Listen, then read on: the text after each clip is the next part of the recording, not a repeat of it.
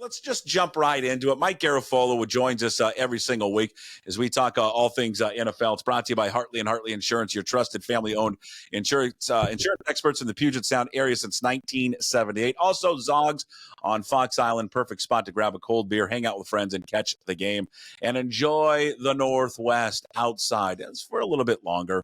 Zogs on Fox Island. Can you give me the latest on Abe Lucas? The latest I gave you was when he's eligible to come back, which is after week 4, right? The hope was that he was going to return somewhere around there. So we are in week 4 right now. So as of now, we're looking at potentially next week. Oh, I know why this is hot. That's probably turned up. How about now? Any better? Yeah, a little bit better. Yeah, you're good. How about now? Perfect. There it is. We did it. We're just workshopping here, folks. The gain was turned up. Oh, God, I love a good gain. I've gained a lot. You know what I mean? What? If you can't make fun of yourself, who can you make fun of? Oh, that's great. Right? Shouldn't you do? I mean, you have to have self-deprecation. You have to be self-deprecating. Yes. You have to be. Or if you can't make fun of yourself, Mike, then you can't make fun of others. And I like to make fun of others. You do like to make fun of others. That's great, though. You say it. Yeah, you say it with love. Yeah, I do say it with love. But hey, but they just with Abe Lucas, it just feels like we keep pushing the timeline on this guy. I don't know. I have a bad feeling about him. What do you think? He's never going to play again? Yeah. No. He's coming back. He's coming back. I haven't asked since the last time you made me ask. So, can you ask again, please? I can. I'm just saying, a lot of stuff going on in the NFL. Haven't checked on Abe Lucas because I knew he couldn't come back before today anyway. Are you trying to tell me the National NFL Reporter has got the No, you're gonna make it seem like I don't care about Abe Lucas, and that's not the case at all. I know you care about him. Do you care enough about Ken Walker to tell me he's going to play on Monday? I don't know that he is. You know, it sounds like he's so he's missed 2 games, right? Yeah. So this would be number 3. They didn't put him on IR. Which means they expected him back within the 4 weeks, which if he missed one more game and came back for the next, would still be within the 4 weeks. So, yeah, it doesn't sound like he was working yesterday. It's like an extra practice because they're playing on Monday night. So they don't start the injury report dance until today. Sounds like he's got some work to do still. It's an abdominal. I mean, come on. What are we doing here? It's an oblique. Or oblique. Can we figure this out? What did you do for your obliques today? Jesus, little side squats. Hey, do you remember? No, but do you remember the? I think it came out the same time like Suzanne Summers did the Thigh Master. Do you remember the thing they had for sit-ups? It had this bar and you laid down on the bar. Just talking about this the other day. And then you rolled up and down. Yeah, the ab roller. The ab roller. Yeah. Yeah, I had one. It makes you wonder, like, where are these things right now? Like, are they in landfills somewhere just taking up space? I always think about that sometimes. Probably. Like all these cups that you bought that were like fully insulated, and like the next thing, like the Stanley Cup came out and it was like goodbye to the Tervis tumbler. Like how many Tervis tumblers are in landfills these days? Makes me think about that stuff. Yeah, well, those big Stanley Cups will be because then they have they had something wrong with them, right? There was I don't know. There was an Instagram video that was great. It was like, you know, a guy, and he was playing the different roles, and he's like, here are all the previous cups that were like the greatest cup ever, that she's like, no, she doesn't use it. And the Stanley Cup shows up. He's like, oh man, I keep things cold. And the one mug's like, yeah, okay. He goes, well, I keep things hot too. And the other mug's like, yeah, okay. But I got amazing colors. And yeah, all right, sure. You know, I'm in the back of the cabinet right there. It was a great video. We got sidetracked. We went right Ken Walker to Stanley mugs. I love it. Yeah. This is how this show goes. All right. So, oblique. Yeah, I don't know where my obliques are. I don't think I have obliques. I hope he comes back. I guess this one of these things could linger because this is the issue I think he had last year, and now he's missed a couple games. And you just see what they, they're not as effective team without him there. But Zach Charbonnet, I thought, looked good last week. So yeah, and Leonard Williams got a rib too. I don't know if you're going to see him this week. I think he's got multiple ribs. Yes. I don't think you're going to see Leonard Williams. Byron Murphy too. You're not going to see Byron Murphy, I don't think. So you don't think, or you know? I don't think. That's my guess. It's a hamstring, and sounds like he could miss at least a game. We'll see. Yeah, that's not good. He's playing well. He was playing really good. Yeah. And a big guy with a hammy, those things linger. Yeah. I've seen a lot of those guys. Sometimes will rip that thing off the bone. They're done for the year. Some of the bigger guys, because whatever the force, and I don't know the science of it, but yeah, it's a tough injury for a guy inside like that. That doesn't sound good. Hey, let's go around the NFL hill real quick. The 0-3 teams that are in trouble. Is there like an obvious one of the 0-3 teams, like the Titans more so than like the Bengals would be in trouble? But like, I didn't have high expectations for the Titans coming in, so I wouldn't put them in the in trouble category. I'd put them in the right where we expected them to be category. Yeah, the Bengals are, here's why I would say the Bengals are in trouble, is because New England week 1, Washington week 3, Carolina week 4. They've already lost 2 of those games. Those are like check. Like, oh, they'll be 3-1 after 4 weeks. And now the Carolina game certainly looks a lot tougher after Andy Dalton went in and showed Bryce Young, like, this is how you do it. This is how things are supposed to be going here. So, yeah, I said this last week. If they lose this game, I still think they've got the makings of a team that can put it together and get on a roll. They were banged up at the defensive tackle spot the other night. That really hurt them. Mm-hmm. They may have some work to do to kind of fill in some spots and get some better depth in places. Particularly in the secondary, I think they gotta get better there. But yeah, they're red alert for the Bengals. Yeah, it's but this is what happens, right? You got a quarterback coming off an injury. You got wide receivers not doing anything in the offseason. It just kind of felt like going into the year, like all of this was like a recipe for disaster. Yeah, but we almost looked at it like an extended preseason for these guys, because, when they lose that game to New England, it's like, oh, but and the fact that New England hasn't looked nearly as good since then. I mean, they played the Seahawks tough week too, but they were just taken apart by the Jets the last week.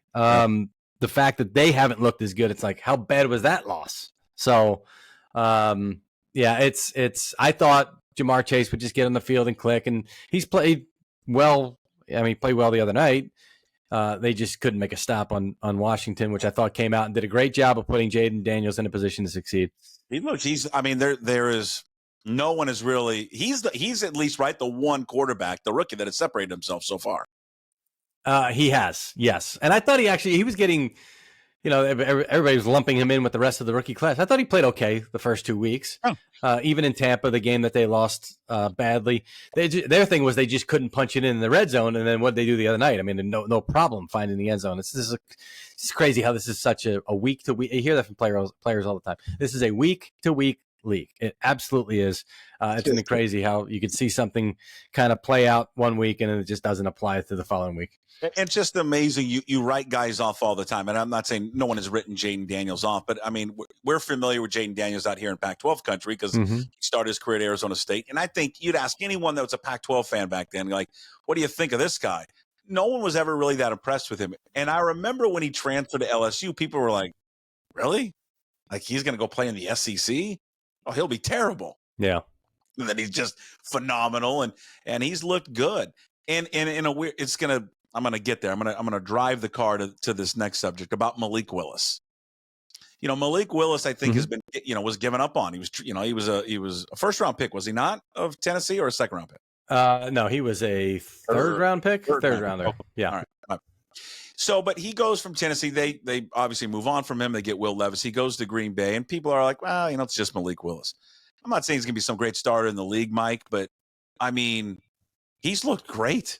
He's looked great with these guys. I mean, he's got to be earning himself a second chance in this league to be a starter. I think so, and especially because I mentioned this the other day to Matt Flynn's agent. I was like, with Matt Flynn, the less you showed, the better. Because if it's all good and it's this little sample, then you leave more to the imagination. It's Steven Spielberg directing Jaws. Like, the shark was not really that functional. You never saw the shark. So you didn't see much of the shark because it wouldn't have looked great, but it also created in the audience's mind, well, what are we not seeing? And that created more of the fear factor. So it's kind of like that. What's that? Look at you, Siskel. I had a Brother Jerry's film, not appreciation class, film theory.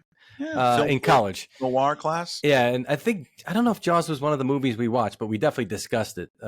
We had a movie each week, and you'd watch like your class. You'd go to class and you would watch a movie. It was amazing. In college. This was in college. It was amazing. What school? LaSalle. And this is in the communications. It's a liberal arts school, so you had to take. First of all, you had to take outside of your major, religion and economics and all this stuff. The craziest and easiest class that you've ever taken in college? No, I had 4 years of Spanish in high school, but we were not in that department. Like our Spanish teacher would be like, he was also the assistant principal. So he would come to class and go, I've got things to do. Just study amongst yourselves and do it like 2 times a week. So our Spanish was not bueno. Okay. So I get to college and they put me in 201 and they're speaking Spanish to each other. I'm like, whoa, time out. Hold on. What's with the full sentences? Yeah, let's slow it down. So say we're not going to do anything today. So I go in and I'm like, I should be in 101. And she goes, well, yeah, but you had 4 years of, I said, yeah, but my 4 years were not the same as Juan's over there. So they put me in 101 and it was back to basic, like as if it was so easy. And I was like, this is the best decision I ever made because I wasn't going to need my Spanish the rest of my life. And then I married a Cuban woman. There you go. Go figure. I'm like, damn it, I wish I stayed in 201. I had a great class at Washington State University called it was for sport. I don't know. I think I minored in, I think I did minored in sport management. It was the history of baseball. Yes, that's awesome. A class about the history of baseball. All right. So Malik Willis. I've been thinking a lot about Malik Willis just because he's been playing well. And then I think of the Seahawks and I think of maybe what are they going to do in the future quarterback? And then I think of the relationship between John Schneider and the Green Bay Packers. What type, if he keeps playing well, what would a realistic be for Willis after the year? He would be a Mike Glennon. Okay. Try to think of a better example. I mean, listen, the upside is Geno, right? You come in, you think, okay, he's the bridge guy. You play well enough, you play yourself into a nice little contract, and then you start playing better. And it's like, oh, hey, maybe we'll get an extension off of this 3-year deal and a bigger number like you wanted before the season. So I think Geno is the anomaly. A lot of times these guys come in, whether it's Mitchell Trubisky or, Glennon, who I mentioned, and I go back to Matt Flynn. Matt Flynn never even got the chance to be the.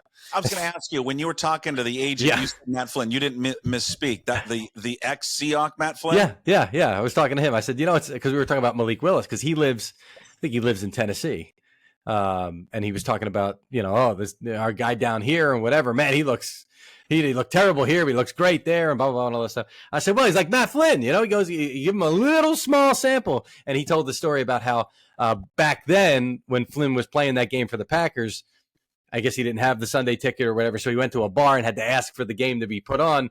And he's watching. He's like, okay, first touchdown, second touchdown, third touchdown. Okay, take him out of the game. He's saying, take him out of the game. And he said the fourth, the fifth, the sixth. And after every one, he's like, get him out of there. Because he can either break his leg or, do something wrong. So that was just a funny story to recount that one. And then he never wound up. Did he even start a game ever? He never did, right? Because Russ was because it was the famous Russell Wilson. Yeah. Preseason game at Kansas City, and Russ never missed a game, so Matt Flynn never started a game, right? He was he had this incredible game in Kansas City, and then there's a play. I can't remember if it was the game before that or after it, but Flynn, I think they're playing the Broncos in the preseason, and Flynn is actually playing pretty well and throws a great deep pass to Terrell Owens, who was on the team, and Owens dropped it. Yeah. And everyone is speculating what would have happened had he caught that because his numbers would have looked great. He actually would have had a great game. Does that change the decision by Carroll and all this stuff? Yeah, but Russell had this amazing game. It's not like Pete Carroll and John Schneider and everybody. It's not like they were just reading the box score the next day. I mean, they were there to watch the game. They saw what happened. So everyone was excited. Everyone was excited in Seattle when they got him. Everybody. And I just remembered because you're like, oh my God, because everyone thought. This is Matt Hasselbeck part 2. The same thing. Yeah. Guy's a backup quarterback. The Packers, you get him. He didn't have an opportunity because he has got to sit behind Aaron Rodgers. And then, Hasselbeck is behind Favre. And then when they drafted Wilson, people are like, what are you doing? Like, why are you wasting a 3rd-round pick on a quarterback? You just got a quarterback. And obviously, my favorite part of the whole Russell Wilson thing is how many other teams wanted to let you know, well, we were going to draft him too. Meanwhile, you had at least 2 chances for each team to draft him, and you decided not to. Ooh, we were going to take him, but they took him right there. Okay, well, you should have taken him sooner. Yeah. Or my favorite on draft night is always, well, it's the guy we wanted all along. Yeah. They never. They never. 24, but we would have taken him at 1. It's like when the Giants took Eli Apple, and the 2 guys they like were Leonard Floyd and Jack Conklin, and one of the teams ahead of them called me the day of the draft and said, and I was not. Please don't act like this. It was already out there. Like everybody had already talked about the Giants want Jack Conklin or Leonard Floyd, and he called me. He says, "What are you hearing about the Giants?" Because I knew the team, and I go, well, Jack Conklin or Leonard Floyd, and then they were one of the teams that jumped up ahead of the Giants, and I sent him a text. I go, oh, okay, yeah, sniffing around just to see what the Giants were doing when you were back there at 16 or 17 or whatever it was, and then the Giants get Eli Apple, and it's like, no, this is what. Yeah, okay, sure. Here's the thing. Going back to, we would have taken him if he were there. Okay, it's a perfect segue to Josh Allen, right? With John Schneider and the Seahawks. God, if he was there, we would have grabbed Josh Allen. Josh Allen was our guy.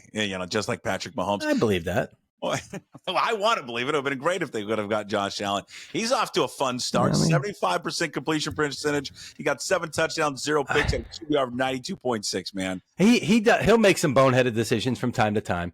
No, of course. But I don't understand how he gets such hatred. Like, I just don't understand. Huh? I'm with you. I don't get the hate on him. I don't understand it. That guy could be my quarterback any day of the week. Like and the way that he extended the play, rolled to his right, threw an absolute dart to was it Kincaid on that play? I think it was maybe Kincaid on the second touchdown that they had. He's a great dude. He's fun too. Like, he makes it fun. He's a regular guy. But why are some in the national media, and you know who we're talking about? It's the station that yells at everybody. Yeah, I don't know. It's the ESPN morning. Why do they hate it? Why does everyone hate him so much? I don't know. I think it's people magnify the mistakes and one mistake counts for 3 amazing plays, maybe. I don't know. That's always the math that I've sort of done in my head. But Mahomes does the same thing. Mahomes gives every single game. Someday I'm going to go back. I mean, we're getting more and more games. It's going to make it harder. But someday I want to go back and see how many games Patrick Mahomes did not give the team at least a chance to intercept the football. Because I'm pretty sure it is 100% of every game. Like, every single game, he puts up a ball and it's like, either it was picked or it should have been picked. So I don't know why he gets away with it and Josh Allen doesn't. It could be the rings, could be the MVPs. I don't know. I think it's all of that. Yeah. Speaking of Kansas City, well, she finally did it. Taylor Swift, she finally ruined the team. What do you mean? I don't even know. Just talking about Kelsey's bad start to the season. These questions, and it's clear, Mike. You know this. It's clearly the Taylor Swift factor. I mean, he was around and doing a lot of things. I don't know, this offseason. I don't know if anything was different or not. He's older. That's the problem. He's old, right? That's the other thing. But, I mean, listen, sometimes when you're older, you got to lock in more or do more or do. I don't know. It could be a combination of things. It did. The last time they were on national TV, it did stand out to me. And again, I'm a fat guy. He did look like he's got a little bit of an extra gut. Jesus. Hanging out on him. He does. The mustache isn't helping either. Oh, we got a crying kid? What? This is my favorite part of the show. Which one is it? It's Vivian. Oh. What's Vivian upset about? She's walking and looking like she's drunk. Well, that would be, Mike, that'd be a real concern if I got a hang on 1 second. Protection agency here. You smell your breath. Hey, Vivian, what are you sipping on? Viv, what's up? You got a hot. Vivian's like, no, you can't have my phone, dude. My phone is my livelihood. Okay, you cannot have my phone. You got to give me and Puck a couple more minutes, and then I'll come down. Viv, I'm dead serious. Vivian like an old fashioned or what kind of cocktail does she like? They're like little drunk people. They basically are. I love all like they get so emotional. All right, but listen. This is the best part. Is the first time that Vivian has made an appearance on the live show. We've had Vivian and Carmen plenty of times during the tape show. Just right. give her the phone. Let her have it. Tell her to text Pelissero and Rappaport that you have some breaking news. She may text you. She may tweet something for all I know. Like, I can't believe we gotta go because I can't. This is. I'm breaking out into a sweat right now. Okay, can I ask you one more question? No, you can. I mean, you can ask me all the questions. We just got to move because this is making me nervous. Justin Herbert. What do we know?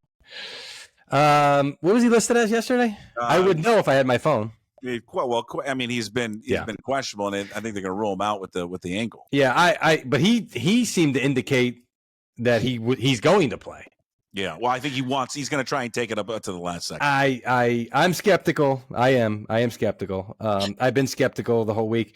It's the way they went into the game. Yeah. With all the quarterbacks active, instead of using the third quarterback, the emergency quarterback, which sounds great, but then once you put that guy in, the other two can't play. It showed you that they wanted the maximum flexibility. They knew going in what they were dealing with. Right. So if it's Taylor Heineke this week, I wouldn't be surprised. In part because, like, are you going to win that game? Are you going to win that game with a hobbled Justin Herbert? So. Yeah, probably not. I mean, this is a game that where you just lean. He's going to have to go back to his old Michigan days, Harbaugh, and just run it, 500 times. Okay, so Taylor Heineke can hand the ball off. He's also played. He's been a starter before. Like, I think at some point you got to go. You got to have a realistic conversation with yourself. Like, you know what? You need a fully healthy Justin Herbert to win this game. It sucks that he's not because he plays these guys well, and it would be entertaining and interesting. Hey. And then you got the bye week after that. So you give them 2 weeks to rest. Why do the refs want to help out Kansas City and the league help out Kansas Cip by suspending Derwin James? Why do they want to do that, Mike? Well, Derwin James made the mistake of having repeat violations. And we've seen – it feels like these were getting overturned or reduced or whatever, and now they're being upheld on appeal. James Thrash and Derek Brooks are the two guys. Brooks heard this one. He's a defensive guy. So seems real penal though. Well, but it's not like come out of nowhere. It's been like fine. And in those fine letters, you're basically being warned that the punishment's going to escalate. And we know that guys have been suspended before, but it's the fastest game on earth. And these guys are making split-second decisions. That's the problem. Yeah, split-second decisions. And stronger, and you're asking them to move their head or move their shoulder and snap a finger. I don't envy these guys at all playing defense. It's too hard. It's very difficult, and I don't know. I think that's why it's the repeat penalty. It's like, okay, this can happen to anybody once or twice or three. Once you get to 4 or 5 times, like, dude, we got to do something to take you off the field because we've got to show that we've got the players' health and safety foremost in our minds. Christian McCaffrey, it's never good news when you have to fly to Germany. No. To get looked at. Should Niner fans be worried that he may never see the field this season? How special is the specialist if you got to go all the way to Germany to go see the specialist? Real special. Yeah. How worried? Yeah, I'd be worried. This is going to be worried a significant. That he never sees the field this season. It's probably a possibility. And probably a possibility. That doesn't make any sense. It's a possibility, I would say. But maybe it's something where, they wait and it's down the stretch and he comes in and now he's there for the playoff run and into the playoff push. Could be something like that. But it doesn't sound like his return is imminent, coming off of injured reserve, which I think we got 2 more weeks, if I'm not mistaken. So, because, he missed. So 2, 3, 4, 5, and then he'd be eligible after that. But it doesn't sound like he'd be ready to come off right after that. So I think somebody actually drafted Jordan Mason in my league, which really pissed me off because, like, how could you have the foresight to do that? I mean, we knew he was hurt, but we expect him to be ready. Damn it. Good pick. Yeah, that is good. God, is there any rhyme or reason to all the injuries in the league? Everybody, Ian and I talked about this the other day, Ian Rappaport and I, where we're like, everybody every year says, so many more injuries. It's like, there's always a lot of injuries, always a lot. And I don't think we've had a quarterback go down yet, right? We haven't had a starting quarterback go down I wouldn't count Russ. But like usually by now you have a season-ending injury to a starting quarterback. Yeah. I know Jordan Love got hurt. I'm saying a season ender, like catastrophic. I don't think we've had one. I could be wrong. A lot of times you get him in the preseason. Trent Green. Remember what happened after Trent Green? A lot of things. Warner, of course. Yes. Yeah, I guess I haven't seen that, but it does seem there's like a rash of more of them this year for some reason. Because proximity bias. That's it. Really? I'll dig them up from last year and show you how many injuries there were. Yeah. You know what? You're probably 100% right. It just feels like, God, every time you turn around, it's like. Do you want me to say it's because a lot of coaches didn't play their guys in the preseason? No, I don't. No, don't want you to say that. I'm just curious. It's just weird. It's just weird, and maybe because it's there's a lot of these injuries that are happening in the conference or in the division of the Seahawks. And it's just you look at the Rams, Cardinals are dealing with it. Now the Niners are dealing with it. It just seems like a bunch of injuries have happened this season. So, I want you actually to say, please, it's because they didn't play anybody in the preseason. Can you just do that for me? I think I said it so you can clip it and just edit it back in there if you wanted to. Because I think, we're live now. We're live. Never mind. Sorry. I mean, I can edit it out later once we put it up. Yeah, for sure. How is everything? Is she doing okay? She's quiet. That's not good. Yeah. You tell me. How's my Twitter account? Have I tweeted anything crazy? Well, you did just say Aaron Rodgers is retiring again. There's no way she put those words together. It would be she spells her name. She'll text my wife. She'll spell her name. She'll put emojis in there. The poop emoji always makes it. How come my girls are obsessed with poop? I thought that was a boy thing. Both of them all day long. Mr. Poop Pants. Okay. Well, yeah. You can call me Dad, though. Yeah. All right. We'll cut you loose. You made it through, and nothing happened. Nothing bad happened. You tell her that we love her to death, and I'm glad that she made an appearance on the show. Okay? You got it. That's exactly what I'll say to her in that tone, too. See you, buddy. Bye, pal. It's Mike Garafolo, NFL Network. He joins us every single Thursday. Again, brought to you by Hartley and Hartley Insurance. Also, Zogs on Fox Island.